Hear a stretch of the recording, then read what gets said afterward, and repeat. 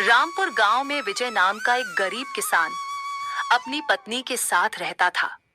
विजय जो बहुत ही गरीब था, उसके पास थोड़ी सी जमीन थी जिस पर वह खेती किया करता था। इसी तरह दिन गुजर रहे थे। एक दिन विजय की पत्नी विजय से बोलती है, अजी, दिन भर आप खेती में लगे रहते हैं। हमारे पास जमीन भी कम है। क्यों न जमींदार से कुछ और खेत ले लें ताकि और कमाई हो सके। अरे भाग्यवान, तुम्हारी इसी लालच की वजह से मैं एक दिन बुरी तरह फंसूंगा। तुम्हें तो पता ही है जमींदार कितना दुष्ट आदमी है। अजी, आप केवल धन की चिंता कीजिए। जमींदार से हमें क्या लेना देना। हमें तो जमीन का आधा हिस्सा से लाभ चाहिए। अच्छा ठीक है भाग्यवान, मैं कल ही जाकर जमींदार से जमीन मांगूंगा। शाम होती है। विजय और उसकी पत्नी सीमा भोजन कर कर सो जाते हैं। अगली सुबह विजय सीमा से बोलता है, अरे भाग्यवान, अब मैं जा रहा हूँ, तुम अपना ख्याल रखना। विजय फिर जमीन मांगने जमींदार के घर की ओर जाने लगता है। तभी उसे रास्ते में गांव का पंडित जी मिलते हैं, जो विजय से बोलते हैं, विजय कहाँ जा रहे हो? पंडित जी, मैं अपनी पत्नी के कहने पर जमींदार के पास जा रहा हूँ। विजय, आखिर क्या काम है? तुम क्यों जमींदार के पास जा रहे हो? पंडित जी, मैं अपनी पत्नी के कहने पर जमींदार के पास जा रहा हूँ। विजय, आखिर क्या काम है? तुम क्यों जमींदार के पास जा रहे हो? पंडित जी, मेरी पत्नी मुझसे ज्यादा मुनाफे के लिए जमींदार से और ज्यादा खेती की जमीन लेकर खेती करने के लिए कह रही है, ताकि हम लोग और मुनाफा कमा सके। विजय, तुम्हारी पत्नी बहुत लालची है। पंडित जी, मेरी पत्नी को क्या पता कि मैं खेती कैसे करता हूँ।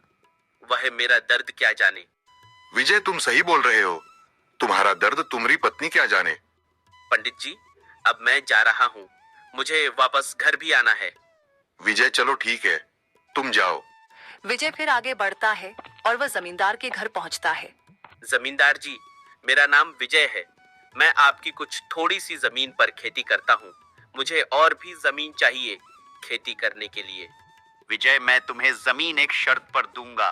तुम्हें मेरा एक काम करना होगा। जमींदार जी, क्या काम बोलिए, मैं आपका कोई भी काम कर दूंगा। विजय, दूसरे गांव में मेरा दोस्त है। तुम्हें उसे एक हीरो की भरी पोटली उसे देना होगा। मैं तुम पर बहुत भरोसा करता हूँ, इसीलिए मैं तुम्हें यह काम दे रहा हूँ। जमींदार जी, ठीक है, मैं कल ही आपका काम कर दूंगा। जमींदार फिर हीरो की भरी पोटली विजय को देता है। विजय फिर वापस अपने घर आता है और अपनी पत्नी से पूरी बात बताता है। क्या जमींदार जी ने जमीन देने की बात कही? भाग्यवान, जमींदार जी हमें जमीन खेती करने के लिए दे रहे हैं, मगर उसके बदले मुझे उनका काम करना होगा। यह हीरे से भरी पोटली मुझे उनके बगल के मित्र को पहुंचानी है, तभी वह मुझे खेती करने के लिए जमीन देंगे। ठीक है, अब आप सो जाइए। आपको कल सुबह ही जमींदार के मित्र के घर जाना है। अगली सुबह विजय हीरो की भरी पोटली लेकर जमींदार के मित्र हरिया के घर जाने लगता है। विजय, जो बहुत ज्यादा दूरी तय करके जमींदार के घर पहुंचता है। जमींदार का मित्र हरिया विजय का इंतजार कर रहा था। हरिया जमींदार जी, मैं आपका हीरो से भरी पोटली लाया हूँ, जो जमींदार जी ने दिए हैं। विजय, मुझे सब पता है, उन्होंने तुम्हारे बारे में बताई है। तुम बहुत ईमानदार आदमी हो। तुम्हारे जैसा ईमानदार आदमी ढूंढने पर भी नहीं मिलेगा। यह लीजिए अपना हीरो की भरी पोटली। ठीक है विजय, लाओ दो। विजय किसान जो हीरो की भरी पोटली हरिया को देता है। हरिया जमींदार जी, अब मैं चलता हूँ, मुझे अभी जमींदार के पास भी जानी है। उनसे खेती करने के लिए जमीन भी तो लेनी है। विजय, अच्छा ठीक है, अब तुम जाओ। विजय फिर शाम होते होते जमींदार के घर आता है और जमींदार से बोलता है, जमींदार जी, मैं आपका कहे मुताबिक हीरो की भरी पोटली आपके मित्र के पास पहुंचा आया हूँ। विजय, बहुत अच्छा। मैं अपना कहा हुआ वादा पूरा करता हूँ। मैं तुम्हें 2 एकड़ जमीन दे रहा हूँ, जिस पर तुम खेती करना। सुबह होती है। अगली सुबह विजय अपनी पत्नी से बोलता है, अरे भाग्यवान, तुम्हें पता है जमींदार जी हमें 2 एकड़ जमीन दिए हैं खेती करने के लिए। अजी, क्या सचमुच जमींदार जी आपको खेती करने के लिए जमीन दे दिए हैं? जमींदार जी हमें जो खेत दिए हैं खेती करने के लिए, हम उसमें क्या खेती करें? अजी, मैं तो कह रही हूँ आप उसमें बैंगन की खेती करिए। बाजार में बैंगन की सब्जी की बहुत भाव है। ठीक है, भाग्यवान, मैं बाजार से बैगन के पौधे लाकर लगा दूंगा। विजय फिर बाजार से बैंगन के पौधे खरीदने निकल जाता है। वह अपने बाजार के सब्जी मंडी में जाता है, जहां बैंगन के पौधे बिक रहे थे। अरे विजय भाई, बहुत दिन बाद सब्जी मंडी में दिख रहे हो, कहो कैसे आना हुआ? अरे मंगरू भाई, मैं जमींदार से कुछ जमीन लेकर उसमें बैगन के पौधे लगाने वाला हूँ, इसीलिए मैं सब्जी मंडी में बैगन के पौधे खरीदने आया हूँ। विजय भाई, मैं अभी तुम्हें बैंगन का पौधे देता हूँ। विजय का मित्र मंगरू फिर विजय को बैंगन के पौधे देता है, जिसे लेकर विजय अपने घर आता है। विजय फिर अगली सुबह खेतों में बैंगनों के पौधे लगा देता है। इसी तरह दिन गुजर रहे थे। कुछ ही महीनों बाद विजय की बैंगन की फसल तैयार हो जाती है। अरे सुनती हो भाग्यवान, हमारे खेत में बैंगन की फसल हो चुकी है। मैं जा रहा हूँ सभी बैंगनों को सब्जी मंडी में बेचने। अजी आप ठीक बोल रहे हैं जी। आप जाइए और सभी बैंगनों को सब्जी मंडी में बेच आइए। विजय फिर अपना ठेला लेकर बैंगन की फसल को तोड़ने के लिए निकल जाता है। वह सभी बैंगनों को तोड़कर उसे ठेले पर रखकर सब्जी मंडी में बेचने लगता है। अरे विजय भाई, जरा मुझे 1 किलो बैंगन देना। अभी देता हूँ। विजय फिर 1 किलो बैंगन तौलकर उस औरत को देता है। शाम होते होते विजय अपना सारे बैंगन बेचकर अपने घर आता है। अरे भाग्यवान, मैं सभी बैंगनों को बेच दिया हूँ। मैं कल ही जमींदार को फसल का आधा पैसा दे आऊंगा। अगली सुबह विजय जमींदार के घर पहुंचता है और फसल का आधा हिस्से का मुनाफा जमींदार को देता है। सेठ जी, यह लीजिए फसल का आधा हिस्से का मुनाफा। बैंगन की फसल बोया था, जिसमें खूब मुनाफा हुआ है। विजय फिर वापस अपने घर आता है और अपनी पत्नी के साथ इसी तरह खेती कर कर खुशी खुशी रहने लगता है। अगर आपको यह कहानी अच्छी लगी तो वीडियो को लाइक और चैनल को सब्सक्राइब जरूर करें। मदनपुर गांव में हरिया किसान अपनी पत्नी कुसुम के साथ रहता था। उन दोनों का एक बेटा था जिसका नाम मोहन था। मोहन बड़े से शहर में MBA करके एक बड़े से ऑफिस में काम करता। वहीं मोहन के पिता हरिया जो खेत में काम किया करते थे। एक दिन हरिया किसान अपने खेतों में से काम कर कर वह अपने घर आ रहा था। तभी उसे रास्ते में एक गांव का आदमी मिल जाता है, जो हरिया किसान से बोलता है। अरे हरिया भाई, तुम्हारे बेटे का क्या हुआ? उसकी पढ़ाई अभी तक पूरी नहीं हुई, क्या अभी तक वह घर नहीं आया? अरे नहीं भाई रामू, ऐसी बात नहीं है। मेरा बेटा मोहन शहर में पढ़ाई पूरी कर कर अब वह किसी बड़े ऑफिस में नौकरी कर रहा है। हरिया भाई, तुम्हारी मेहनत रंग लाई। तुम्हारा बेटा मोहन पढ़ लिख कर किसी अच्छे ऑफिस में काम कर रहा है। अरे हाँ भाई रामू, तुम सही बोल रहे हो। मेरा बेटा बहुत मेहनत किया है, तभी तो वह आज उस पोजीशन पर है। हरिया भाई, एक मेरा बेटा है बिरजू, जो दिन भर इधर उधर घूमता रहता। रामू भाई ऐसे मत बोलो, एक ना एक दिन तुम्हारा बेटा बिरजू भी अपने पैरों पर खड़ा हो जाएगा। काश ऐसा हो, मेरा भी बेटा तुम्हारे बेटे की तरह कामयाब हो जाए। रामू मेरे भाई, अब मुझे घर जाने की इजाजत दो। मेरी पत्नी मेरी राह देख रही होगी। चलो ठीक है हरिया भाई, तुम जाओ, मुझे भी बहुत काम है। अब मैं चलता हूँ। हरिया किसान फिर कुदार लेकर अपने घर आता है। आते ही उसकी पत्नी कुसुम हरिया से बोलती है, अजी आप आ गए, मैं अभी आपके लिए खाना लगा दे रही हूँ। अरे भाग्यवान, आज मुझे रामू मिला था जो हमारे बेटे की बहुत बड़ाइयाँ कर रहा था।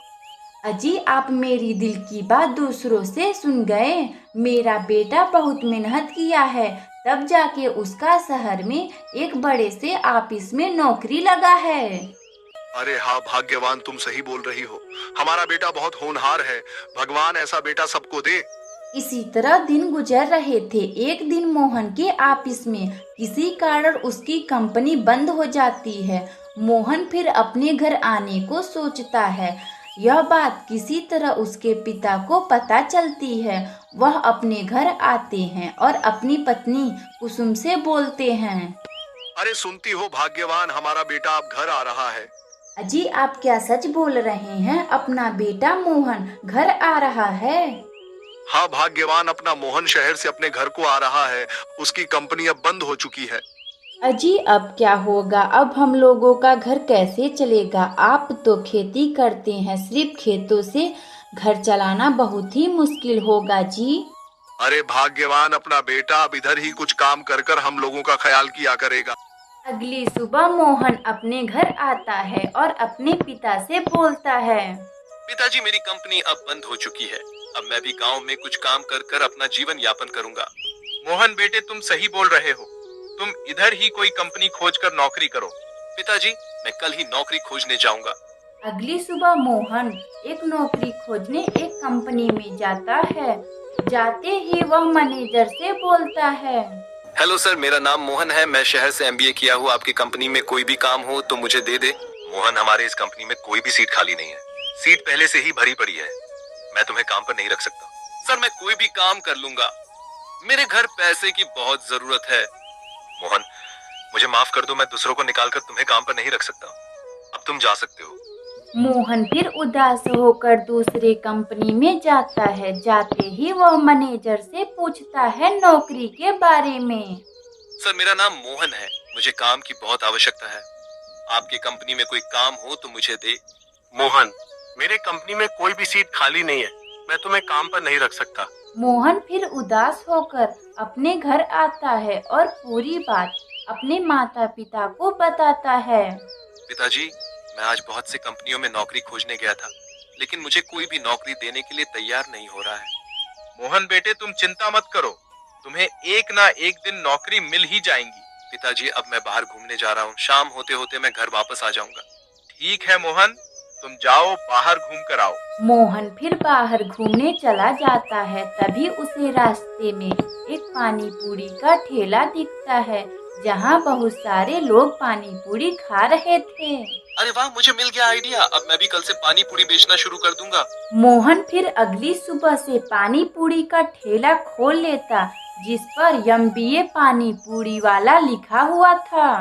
मोहन की दुकान देखकर कुछ लोग उसके दुकान पर पानी पूरी खाने के लिए जाते हैं। भाई मोहन, मुझे जरा अपना पानी पूरी खिलाना। जरा देखो कि तुम कैसे पानी पूरी खिला रहे हो। अभी खिलाता हूँ। मोहन फिर पानी पूरी खिलाने लगता है। उस ग्राहक को मोहन का पानी पूरी बहुत ही अच्छा लगता है। मोहन भाई, वाह, क्या पानी पूरी बनाते हो तुम। खाने में तो मजा ही आ गया। मोहन इसी तरह पानी पूरी बेचता और खुशी खुशी अपने माता पिता के साथ रहता। और कुछ ही समय में मोहन एक बहुत बड़ा बंगला भी खरीद लेता। मोहन अपने नए बंगले में अपने माता पिता के साथ खुशी खुशी रहने लगता। अगर आपको यह कहानी अच्छी लगे तो वीडियो को लाइक करें और चैनल को सब्सक्राइब करें और बेल आइकन को दबाना ना भूलें। हमें कमेंट में बताएं कि हमारी कहानी आप लोगों को कैसी लगी।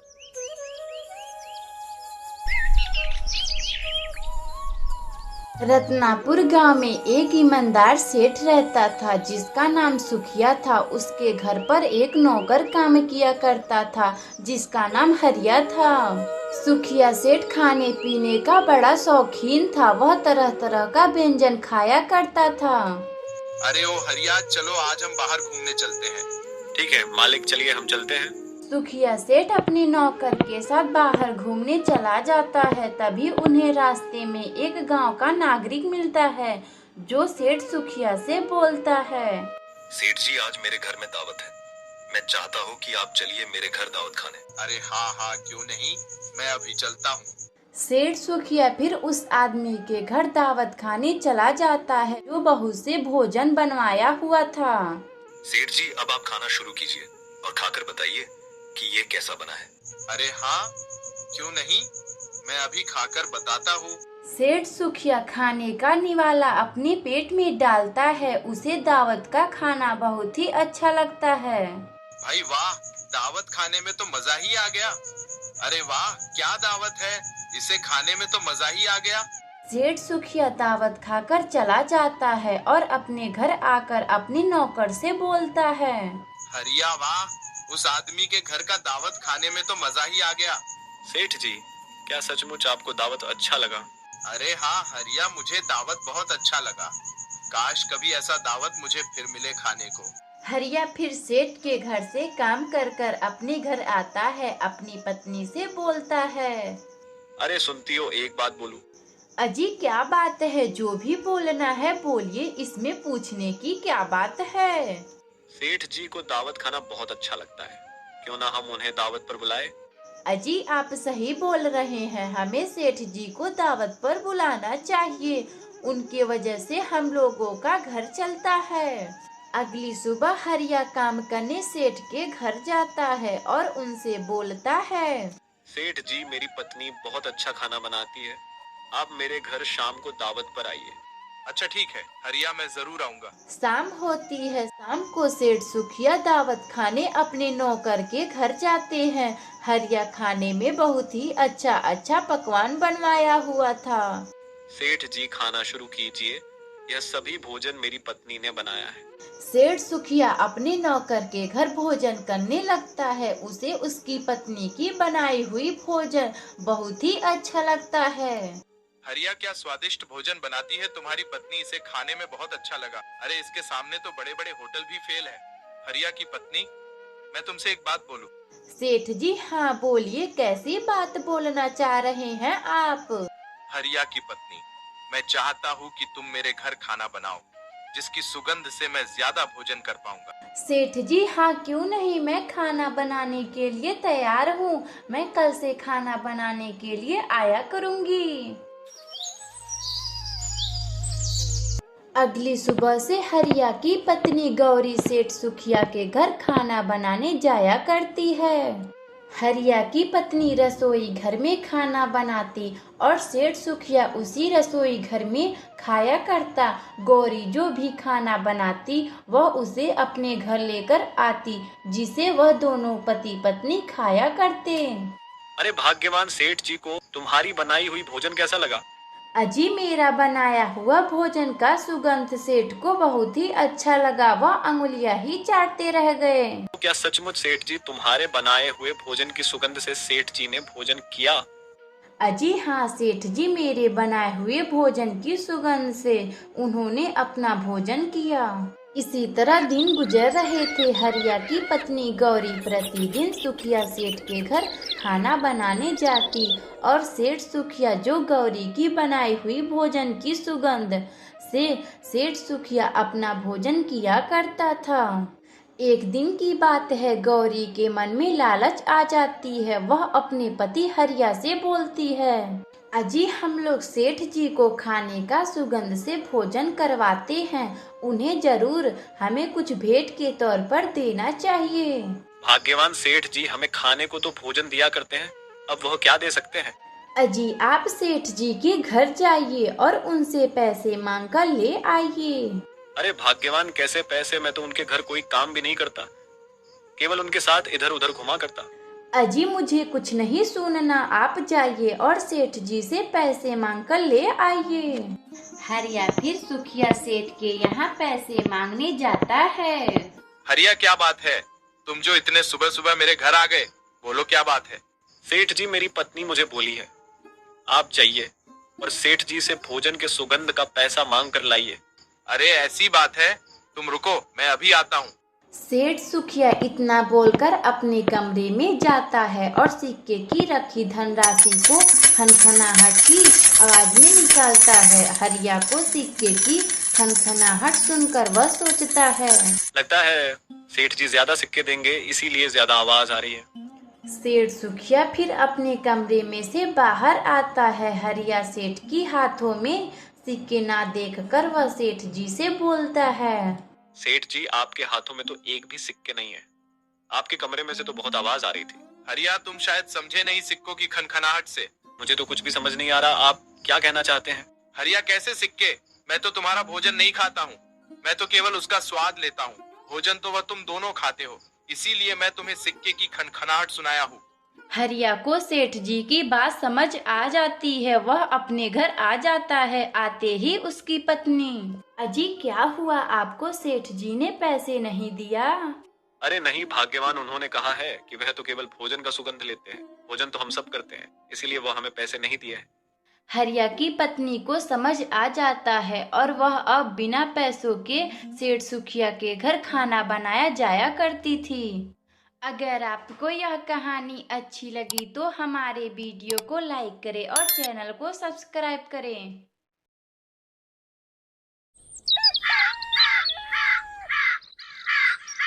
रामपुर गांव में एक पेटू सिंह नाम का एक आदमी रहता था। वह अपनी पत्नी गौरी के साथ रहता था।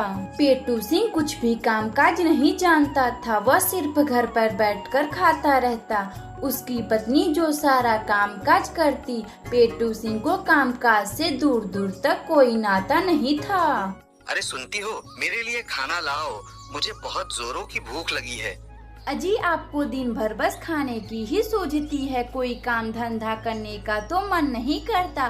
दिन भर बस खाने पीने की ही बातें करते हैं। अरे भाग्यवान, तुम तो जानती ही हो ना, मुझे कोई काम धंधा नहीं आता। मुझे तो बस खाने पीने को ही मन करता है। हाँ, बस केवल खाओ पियो, काम काज तो करना नहीं है। मैं जा रही हूँ धनीराम सेठ के यहाँ काम करने। पेटू सिंह की पत्नी धनीराम सेठ के यहाँ नौकरानी का काम करने चली जाती है। गौरी को घर से बाहर जाने के बाद कुछ ही समय में पेटू सिंह घूमने के लिए बाहर निकलता है। तभी उसे रास्ते में हरिया नाम का एक आदमी दिखता है जो उसका पड़ोसी था। हरिया, मुझे भी अपने साथ ले चलो। तुम कहाँ जाओगे? तुम तो कोई काम धाम नहीं जानते। हरिया, मेरी पत्नी मुझसे बोलती है कि तुम कोई काम धाम नहीं करते, बस केवल खाते रहते हो। चलो ठीक है, तुम इतना बोल रहे हो तो मैं तुम्हें काम पर ले चलता हूँ, मगर वह तुम काम नहीं कर पाओगे। हरिया, तुम चिंता मत करो, मैं कोई भी काम कर लूंगा। हरिया फिर पेटू सिंह को लेकर अपने दोस्त के पास जाता है जो घर घर जाकर चोरियां किया करता था। सरदार, यह मेरा दोस्त है, इसे भी वही काम करना है जो हम लोग करते हैं। हरिया, यह काम इतना आसान नहीं है, इस आदमी की बस की बात नहीं है। सरदार, आप बिल्कुल चिंता मत करें, मैं चोरी कर लूंगा। घर पर इस तरह ताना सुनने से तो अच्छा है कि चोरी ही कर लूं। चलो ठीक है, अगर तुम चोरी करना ही चाहते हो तो हम लोगों की समूह में शामिल हो जाओ। सरदार चोरी का पूरा विचार हरिया और पेटू सिंह को बताता है और उन लोगों से बोलता है, सुनो तुम दोनों, आज रात हम बगल के गांव में चोरी करने चलेंगे, तुम लोग ठिकाने पर आ जाना। इतना बोलकर चोरों का सरदार वहाँ से चला जाता है। पेटू सिंह फिर शाम तक अपने घर आता है। उसकी पत्नी पहले से घर पर आ चुकी थी। अजी कहाँ गए थे आप जो इतनी शाम को आ रहे हो? अजी क्या आपको कोई काम मिला? अरे हाँ भाग्यवान, मुझे काम मिल गया है, मैं शाम होते ही अपने काम पर चला जाऊंगा।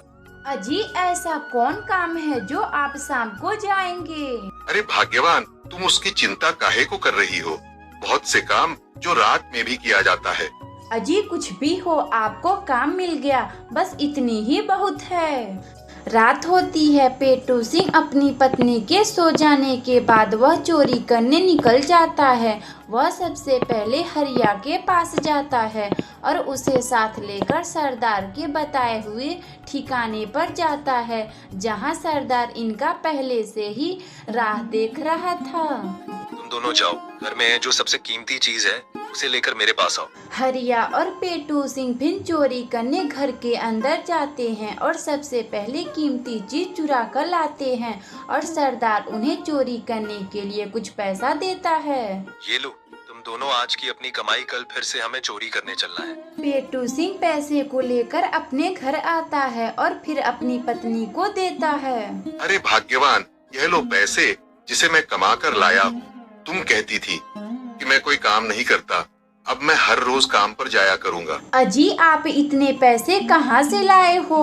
अरे भाग्यवान, तुम उसकी चिंता मत करो। पेटू सिंह अपनी पत्नी को अपने बारे में कुछ नहीं बताता। जब भी उसकी पत्नी पूछती तो वह कोई ना कोई बहाना बनाकर टाल देता था।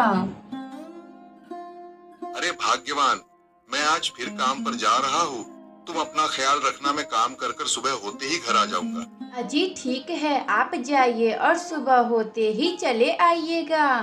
इधर पेटू सिंह चोरी करने निकल जाता है, उधर गौरी को अपने पति पर शक होने लगता है।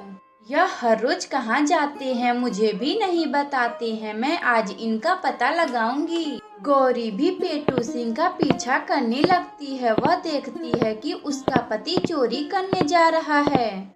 आ गए तुम दोनों, चलो अब हम चोरी करने भीष्मा के घर चलते हैं। पेटू सिंह अन्य साथियों के साथ जाता है और चोरी करने भीष्मा के घर में चला जाता है। पेटू सिंह चोरी करने घर के अंदर जाता है। यह सब होता हुआ उसकी पत्नी देख रही थी। अच्छा, यह इतने सारे पैसे चोरी कर कर लाते हैं, आने दो, आज इनकी अच्छे से खबर लूंगी।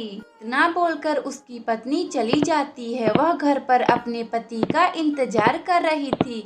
पेटू सिंह चोरी कर कर अपने घर आता है और उसकी पत्नी उससे बोलती है, अजी आप कहाँ गए थे? मैंने आज आपको देख लिया, आप चोरी करने गए थे। अरे भाग्यवान, तुम्हें कैसे पता चला कि मैं चोरी करने जाता हूँ?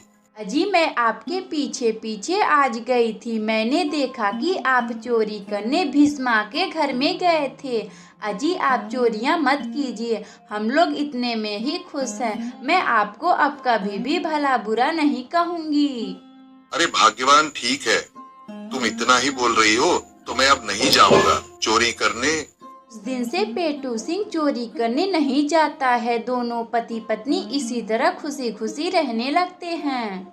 प्यारे दोस्तों, अगर आपको यह कहानी अच्छी लगे तो वीडियो को लाइक करें और चैनल को सब्सक्राइब करें और बेल आइकन को दबाना ना भूलें। हमें कमेंट बॉक्स में बताएं कि हमारी कहानी आप लोगों को कैसी लगी।